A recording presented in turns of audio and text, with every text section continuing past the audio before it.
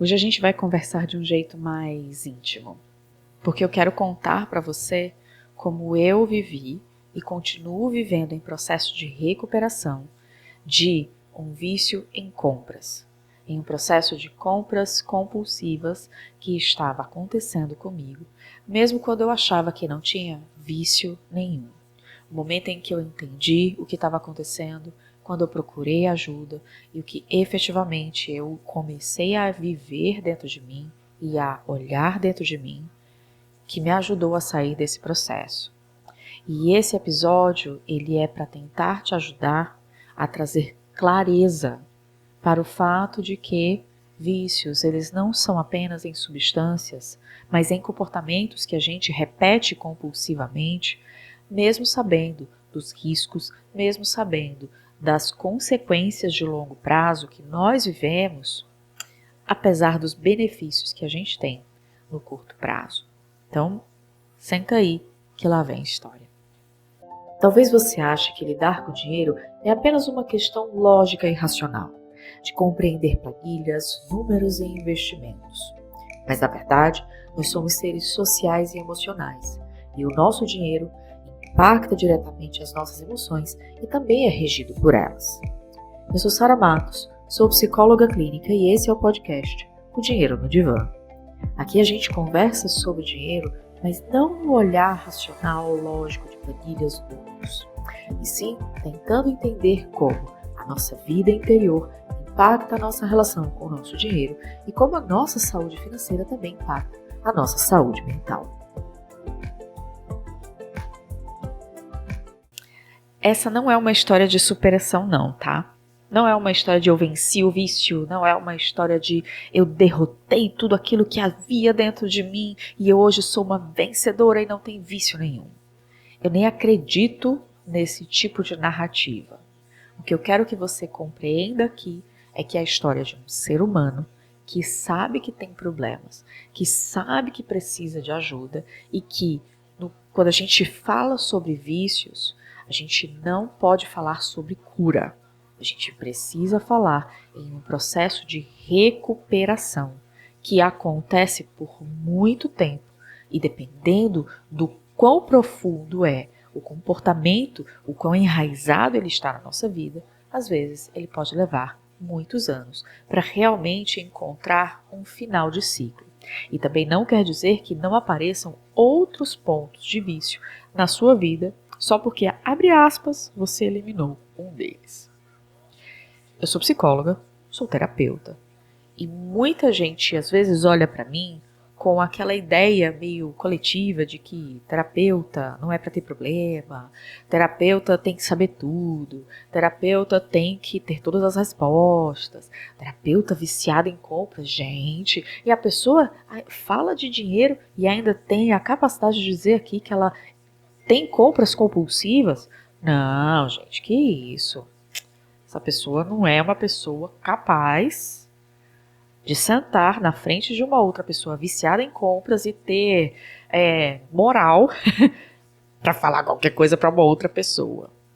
Mas é justamente por eu ter um processo interno que é muito honesto, à medida que eu dou conta, claro, é muito honesto, é muito verdadeiro e busca muito uma análise interior dos meus comportamentos que eu consegui, aos poucos, com terapia, com ajuda, segurando na mão de um outro profissional, entender o meu problema e conseguir encontrar uma saída para eu me recuperar desse comportamento de compras compulsivas que eu vivia.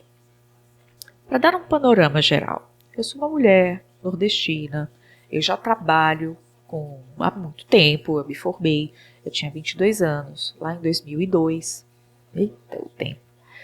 E desde que eu comecei a trabalhar e ter a minha própria renda, quando eu olho para trás, eu percebo hoje que eu já tinha um vício em compras. O meu primeiro estágio foi num shopping center lá em Fortaleza, onde eu morava. Eu sou de lá, inclusive, né? E como eu morava em Fortaleza, trabalhava nesse shopping center, o que acontecia com o meu salário? Eu recebia a cada 15 dias e eu já saía do shopping zerada, comprando roupas, comprando coisas para mim, porque eu achava que era isso que iria fazer com que eu me sentisse segura e me sentisse bem. É claro que há 25 anos atrás eu não fazia ideia que isso estava acontecendo. Hoje, olhando para trás, eu entendo o quão ferida eu estava, o quão insegura eu me sentia diante da vida, de mim mesma, insegura vivendo no meu próprio corpo e usando as compras como uma forma de alívio dessas dores. E eu achava que eu não tinha vício nenhum.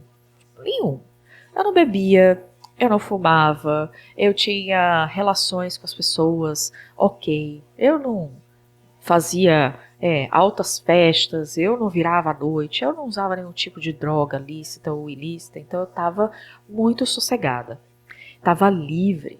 Isso não estava acontecendo comigo. Mas quando chegava na hora de passar o cartão, na hora de gastar o meu salário, uau, eu não conseguia segurar. E não foi o fato de eu trabalhar em um shopping que me fez entrar em compras compulsivas. Digamos que foi a junção do queijo com a goiabada. Juntou os dois, a minha dor interna, a minha dificuldade de me sentir segura na vida. Eu me sentia muito insegura para tudo. Eu era uma pessoa sempre muito insegura em tudo. Insegura do que eu sabia, insegura do que eu fazia, insegura principalmente de quem eu era. E trabalhar em um ambiente que vem de bem-estar, que vem de beleza, que vem de segurança, em roupas, em sapatos e etc., casou com o que estava dentro de mim. E na época, por mais que eu tivesse muitas compras compulsivas, eu vinha de uma família muito humilde. E essa família não conseguia, é claro, sustentar financeiramente caso desse alguma cagada muito grande com a minha vida financeira. De alguma forma, isso me bloqueava um pouco de ultrapassar demais os gastos. Então eu comprava tudo à vista, eu parcelava muito pouco, eu sabia que eu conseguiria um outro emprego se eu precisasse.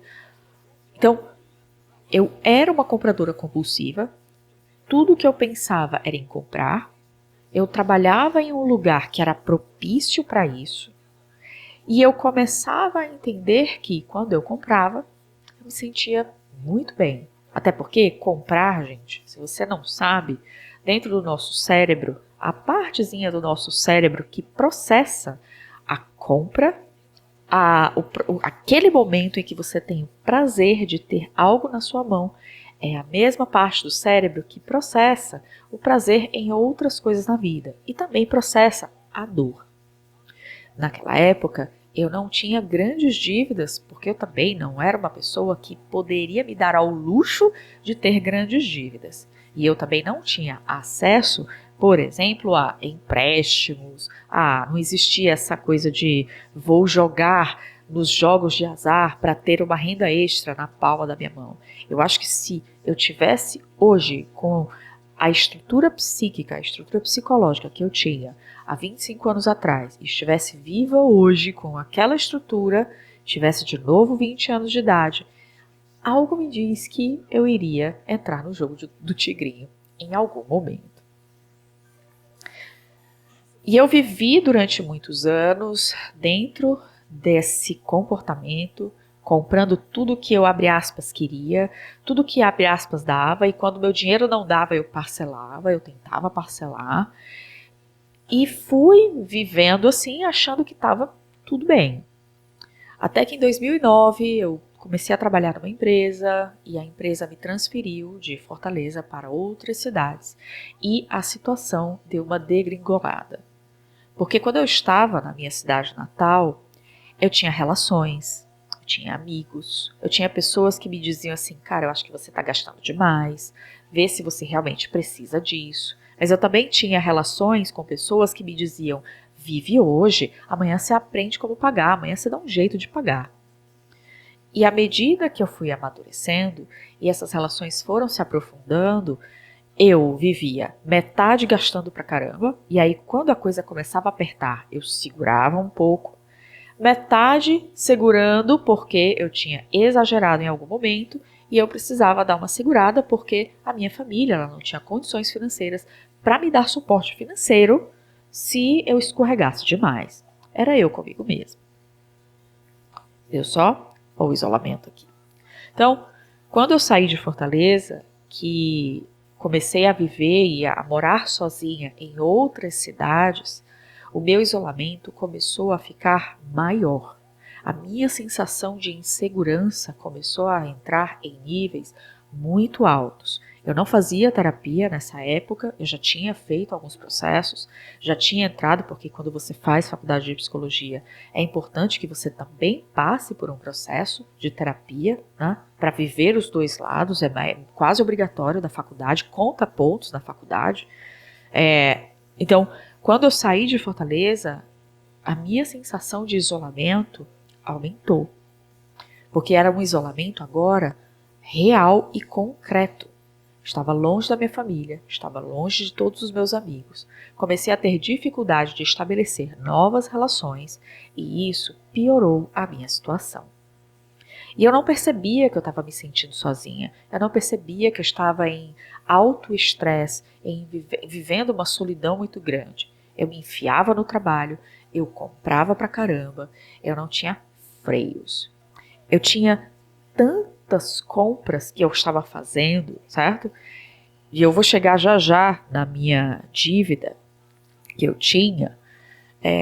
Eu comprava tanto, eu morei numa cidade pequena no interior de Santa Catarina e eu usava tanto as compras para me sentir conectada, para sair um pouco do isolamento que eu vivia, que a vendedora de uma das lojas que eu mais comprava, que era uma loja de sapatos, ela sabia o dia do meu aniversário, ela me ligou no dia do meu aniversário, ela me deu presente no dia do meu aniversário e foi praticamente dentro da loja que eu atravessei o dia do meu aniversário, no ano que eu passei naquela cidade. E foi também o ano em que eu tive a maior dívida que eu poderia ter.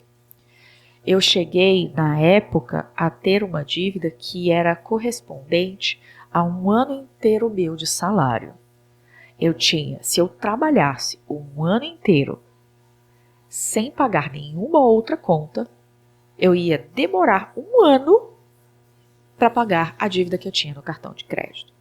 E isso era muito, muito sério para uma mulher que não tinha patrimônio, não tinha casa, não tinha dívidas, não tinha nenhum tipo de financiamento acontecendo, ter uma dívida tão alta em seu nome.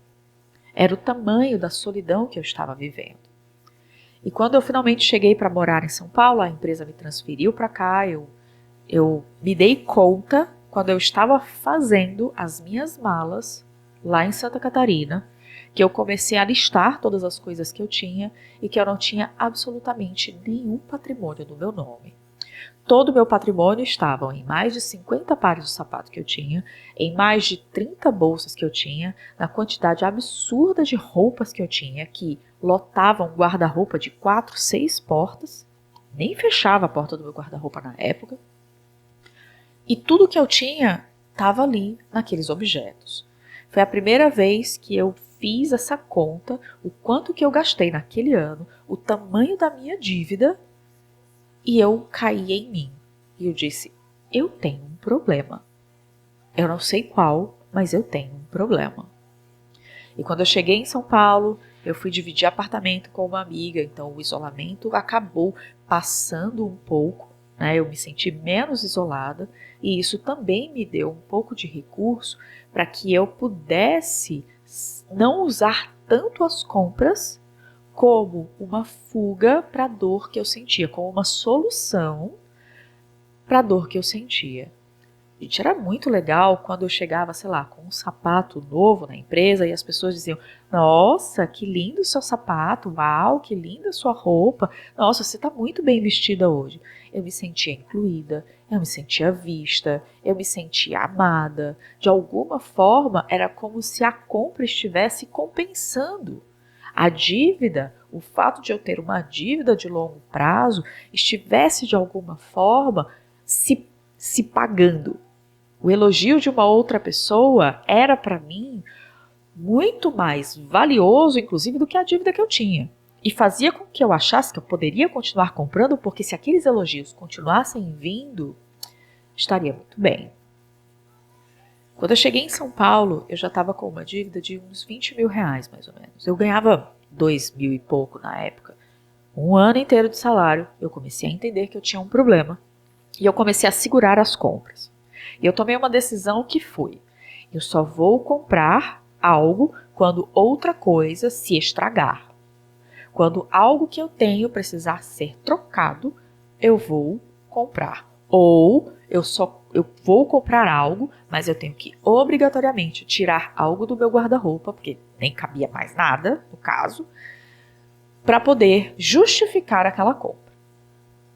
E eu comecei a fazer um processo de educação financeira na época, de reduzir a quantidade de coisas que eu comprava. Eu evitava comprar parcelado, porque eu sempre me perdia no meio das parcelas. Era uma loucura. Para poder começar a sair.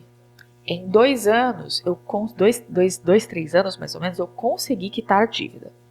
Quitei, é claro que como eu estava no CLT, eu tinha os benefícios dos bônus e isso me ajudava de alguma forma, mas quando eu comecei a perceber que eu tinha escorregado pra caramba, que eu tinha uma dívida enorme, que eu me sentia sozinha, que eu não podia contar com ninguém e que era eu comigo mesma, com as minhas finanças, eu caí em mim e comecei a segurar um pouco mais. Em 2, 3 anos, eu consegui quitar a dívida e comecei a fazer uma pequena reserva de emergência. Porque em 2013 foi quando eu comecei a pensar de sair do CLT para vir para a área de terapias de novo, que era de onde eu vinha 12 anos antes.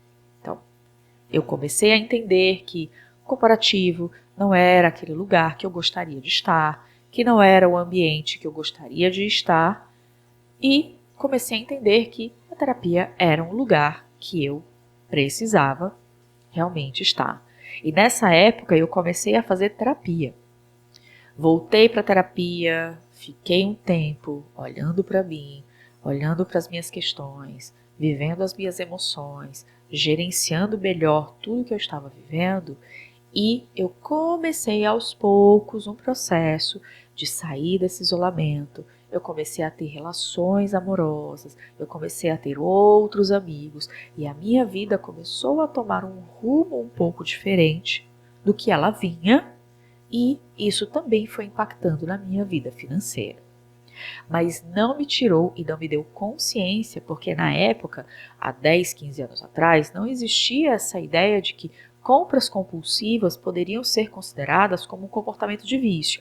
Era só um mau hábito. Eu tinha só um mau hábito, eu nem falava das minhas compras em terapia. Mas o fato de eu olhar para as minhas emoções, olhar para as minhas relações, trazer muita coisa para a consciência, processar aquilo, reconhecer, etc., teve um efeito mais curador em mim e refletiu dentro da minha vida financeira de alguma forma. Não é que eu saí do comportamento, até porque eu continuava com alguns dos comportamentos de vício em compras, que era, eu passava o dia inteiro, quando eu não estava trabalhando, eu estava olhando o site, estava olhando as novas roupas da coleção, da loja tal e da loja tal, que eu queria, que eu gostava. Eu ficava passeando no shopping, imaginando que eu iria um dia comprar daquela loja, aquele item caríssimo, e ficava imaginando o que aconteceria se eu ganhasse na Mega Sena. Eu nem jogava, mas se eu seria muito rica, eu compraria tudo que eu quisesse. Esse também é um comportamento, uma característica de uma compulsão por compras. Mesmo quando eu não estava comprando, mesmo dizendo eu vou segurar as minhas compras, eu ainda estava pensando em comprar de uma forma compulsiva e obsessiva. A minha vida girava em torno de o que eu vou comprar esse mês, o que naquele mês eu vou comprar, o que esse mês o meu dinheiro dá, o que o meu dinheiro não dá. E aí eu ia vivendo. Em alguns meses eu estourava, depois eu fazia todas as dicas dos gurus e educadores financeiros de segure suas contas, coloque suas metas e fique nas metas, e ficava um tempo até regular a minha vida financeira, e quando regulava, eu voltava de novo para o comportamento. Eu dizia, vou ficar 2 meses sem comprar, e aí eu ficava, e o meu cérebro, gente, às vezes eu não conseguia nem dormir de pensar naquela nova coleção que eu não ia poder comprar. Ou então eu começava a encontrar justificativas. Gente, esse sapato aqui já está estragado, então eu tenho que comprar outro, então vamos comprar outro, né? E eu não conseguia não pensar em comprar qualquer coisa que fosse. E isso também é um comportamento de compras. A recaída, o pensamento obsessivo em relação a algo, você sentir que você não tem controle sobre a sua própria vida financeira, que quando você menos espera você está lá comprando, e você encontra todas as justificativas da sua cabeça pelos quais você precisa daquilo. Virou uma questão de vida ou morte, praticamente, você ter ou não ter aquilo. Parecia assim, gente, eu chegava umas vezes que ia dizer assim, eu preciso de um sapato roxo. E eu preciso, porque essa roupa aqui, ela vai combinar com um sapato roxo. Se eu não tiver um sapato roxo, eu não posso usar essa roupa. É muito sutil, porque eu sei que a cultura em que nós vivemos, esse tipo de comportamento, ele é, inclusive, até incentivado e desejado. Mas ele não é um comportamento saudável, não é um comportamento de uma pessoa que sente segurança dentro de si, segurança de quem ela é, e segurança na vida e segurança nas relações. Quando eu comecei a fazer terapia, a minha vida financeira começou a dar uma regulada, até porque eu tinha decidido que eu faria uma transição de carreira, e eu sabia que para fazer uma transição de carreira eu precisaria de uma grana guardada, porque eu não iria sair do CLT ganhando, na época, 7 mil reais, e eu ia ganhar como terapeuta 7 mil reais no mês seguinte. Não tinha mágica. E eu ia ter que passar um tempo, eu ia ter que investir na minha carreira. Fazia muito tempo que eu não lia nada, que eu não estudava nada, que eu não fazia nada sobre psicologia, e que eu iria precisar me reconectar com isso, precisar investir nisso, fazer cursos, comprar livros, etc. E aí foi quando eu comecei a perceber que o meu vício em compras, ele deu uma alterada. Em vez de roupas, eu passei a comprar compulsivamente cursos e livros. Eu não podia ver um livro. Gente, eu tenho uma quantidade de livros que eu comprei e não li. Quando eu fiz uma leva de tirar os livros para fazer doação, eu tirei, já tem uns 2, 3 anos que eu fiz isso, eu acho. Mas eu devo ter tirado uns 120 livros que ou eu li e não gostei, eu comprei de uma forma compulsiva, porque estava ali, porque estava em promoção, porque era tudo que eu queria e tudo que eu precisava na vida era ler aquele livro, ou eram livros que eu comprei e nem li, e eu dei livros. Eu comecei a me conectar com uma compulsão por cursos, porque eu precisava, porque eu me sentia insegura, porque eu me sentia sozinha, porque eu tinha que fazer uma transição e faltava um monte de coisas para mim para poder realizar essa transição. Eu saí de parar de comprar roupas para comprar livros. E todas as vezes que eu abria qualquer tipo de site sobre livros, sempre tinha um que eu queria tanto comprar. Sempre tinha aquela informação que eu precisava ter ali naquele momento. No primeiro ano da minha transição, eu fiz uma conta dessa alguns anos atrás.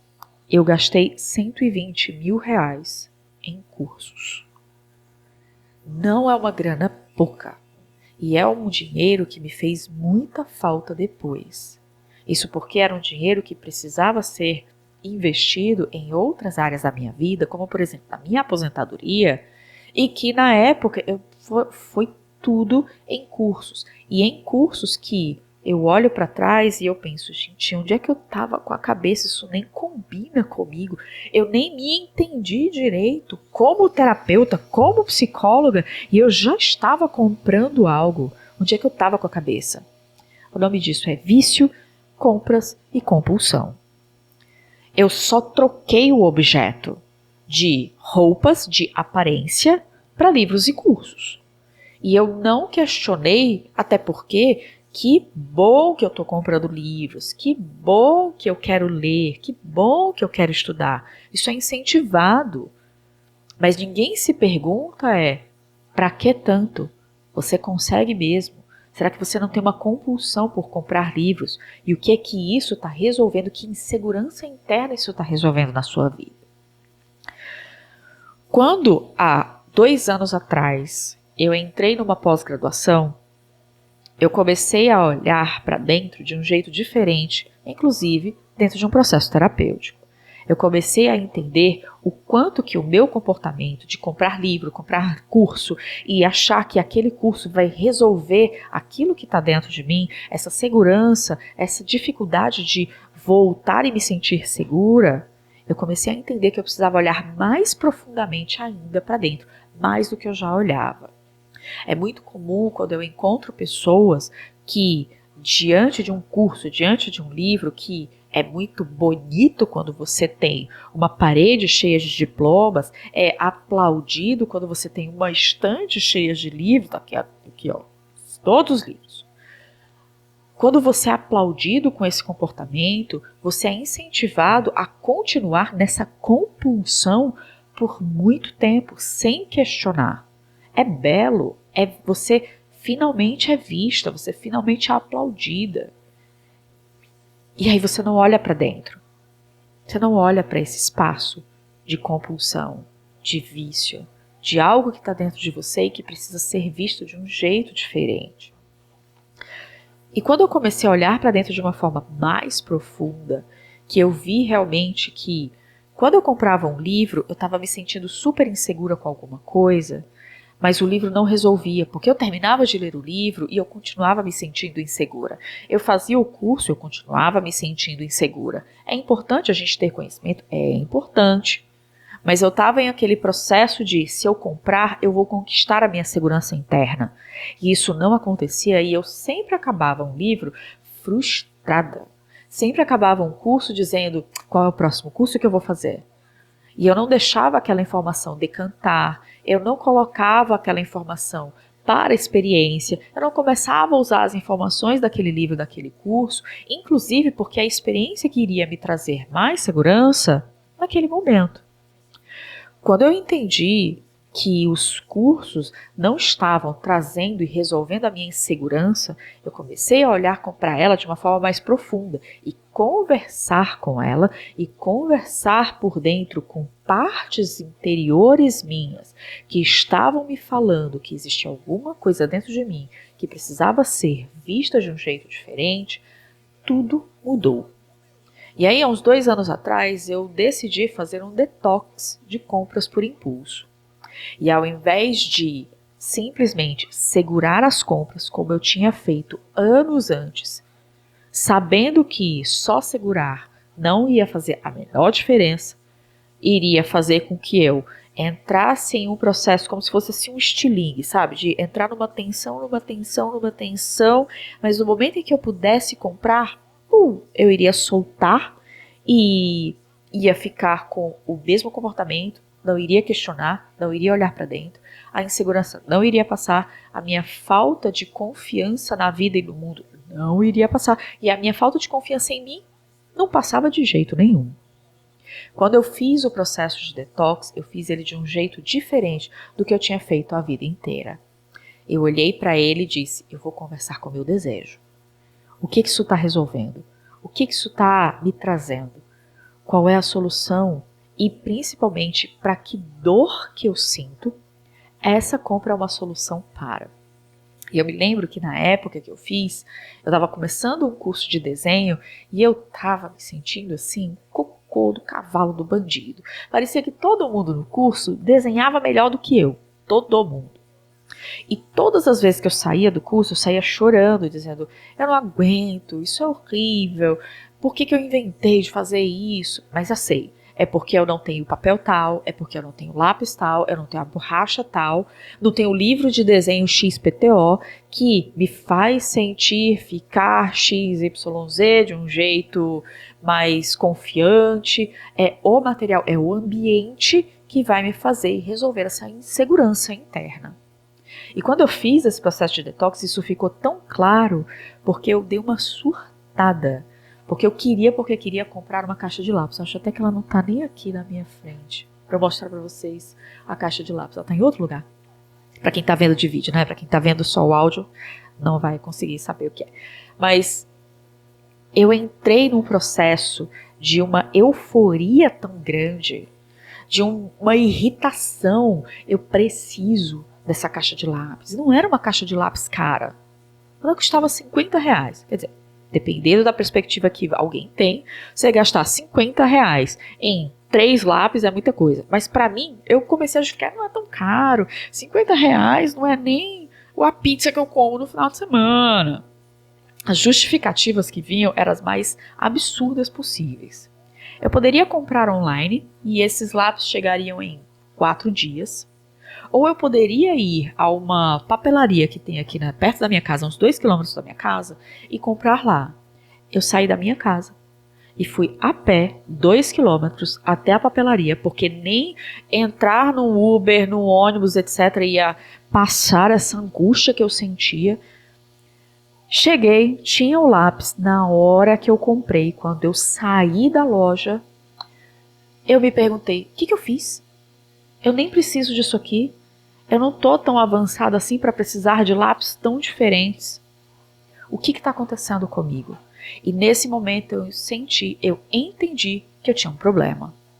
Porque se uma caixa de lápis me fazia entrar em um processo de euforia, de ir atrás, de impaciência, de irritação, e enquanto eu não comprei, eu não me aquietei, e no momento em que eu comprei, aquela compra parou de fazer sentido num tanto que eu olhei e disse, para que eu fiz isso? Eu entendi que eu efetivamente tinha um problema. E eu comecei a olhar e conversar com esses desejos. E todas as vezes que essa euforia, essa impaciência vinha, eu começava a conversar com ela. O que isso vai resolver? O que isso traz de volta? E aí eu comecei a ver uma criança chorando dentro de mim. Eu comecei a ver uma adolescente desajeitada dentro de mim. Eu comecei a ver partes minhas e levar para a terapia essas partes para conversar com elas, para integrar isso, para entender o que essas pessoas dentro de mim, que fazem parte da minha história, sentiam. E aí sim esse processo começou a me falar que eu precisava entrar, que o que eu tinha era sério, que eu precisava lidar com aquilo com seriedade, com o nome que aquilo tinha, não era um mau hábito, era uma compulsão por compras, se considerava um vício. E depois de entender todas essas partes que habitam dentro de mim, conversar com elas, ouvi-las, ouvir as suas emoções, as suas necessidades e começar a integrar isso em mim, foi quando eu comecei a encontrar um caminho real e efetivo de saída das minhas compras compulsivas. Hoje, eu não acho que eu estou fora do vício. Ele está muito mais controlado porque eu olho para dentro, para aquilo que eu vou sentindo, para aquilo que me habita, para poder não deixar que as minhas compras e a minha vida financeira sejam um espaço onde eu vou derramar essas necessidades, essas emoções, a insegurança que eu sinto diante da vida. Eu me sinto hoje uma mulher que está em recuperação de um vício em compras, em recuperação de compras compulsivas. E eu não saí disso em momento algum por completo. E talvez essa consciência me faça compreender, inclusive, quando o vício vai se esconder em outras partes da minha vida, como na minha alimentação, como no meu consumo de mídias sociais. Tudo isso eu tenho questionado e tenho trazido à mente para entender o que está por trás dos meus comportamentos obsessivos. Entendendo, claro, que é obsessivo quando encontra aquelas 4 características que eu falei lá atrás, no primeiro vídeo, que se configura como um vício. Esse relato que eu trago não é para você entender que não tem uma saída, não é para você entender que só porque eu sou terapeuta e psicóloga foi por causa disso que eu consegui sair, porque antes de ter uma profissão, eu sou um ser humano que tem uma história, que carrega dores, que carrega uma biografia que tem partes boas, partes gostosas, mas também tem partes dolorosas e essas partes não são totalmente integradas porque elas não são feitas para serem completamente integradas. E o meu processo de recuperação, de confiança na vida está ainda acontecendo. A minha recuperação não é de compras por impulso. Eu estou me recuperando da minha relação com a vida, da minha segurança de lidar com a vida, de lidar com partes do mundo que eu não conseguia fazer. A minha recuperação é uma recuperação de confiança na vida, não uma recuperação de vícios. Eu sei que o vício é algo que eu vou tender a procurar quando eu não souber o que está acontecendo comigo, quando eu estiver insegura e nem estiver percebendo. E eu estou te contando esse relato para que você saiba que se você viveu ou vive algo semelhante ao que eu vivi, um processo terapêutico é um espaço que você talvez precise procurar para encontrar dentro de você as respostas para aquilo que você busca. Olhar só no ambiente é fazer metade do caminho. Faz parte, ajuda, mas não é completamente efetivo porque uma parte do que você vive está dentro de você. Se esse relato te ajudou de alguma forma, se você conhece alguém que também vive isso e que pode ouvir a minha história e compreender, trazer mais consciência para procurar ajuda, envie esse episódio para ela e a gente pode conversar sobre isso e também encontrar soluções, caminhos de solução para fora desse comportamento de vícios em compras. A gente se vê no próximo episódio. Tchau, tchau.